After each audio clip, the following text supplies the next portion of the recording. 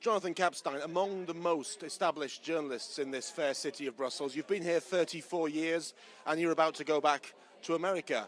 What changes have you seen in that time? What are the big changes? Well, it's been an incredible 34 years and professionally fascinating.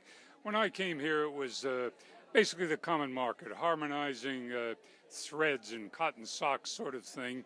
And then very quickly, partly due to the Single European Act, suddenly the European Union came into being.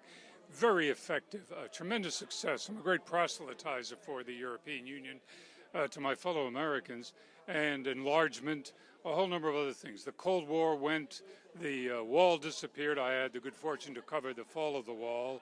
The Cold War disappeared, new tensions have emerged. We're now dealing with Brexit. I don't know where that'll take us, but I'm really confident that the EU will survive as a very effective mechanism for Europe. It's fascinating and intriguing that you talk about all those events that you've seen, Brexit obviously being the most recent.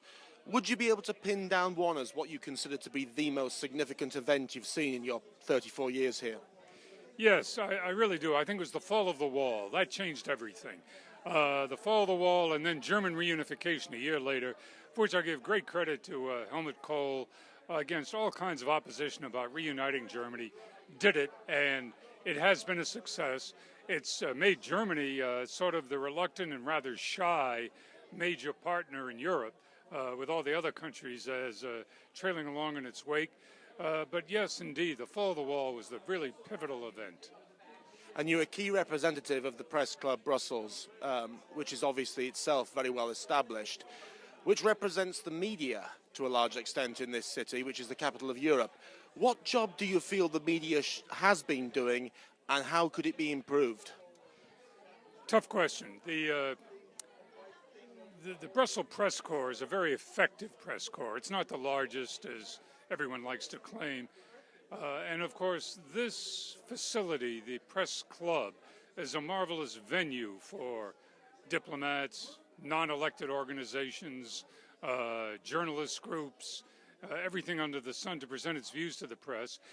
One thing that many people forget is that the press is generally local. What's important to its immediate readers and viewers, and that's always local news first.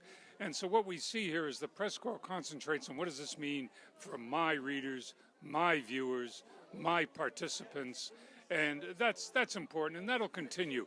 Where social media takes us remains to be seen, but it's a fascinating development. 34 years is a long time. I expect you're looking forward to your retirement. Where are you going back to in the States, and what do you intend to do when you get there?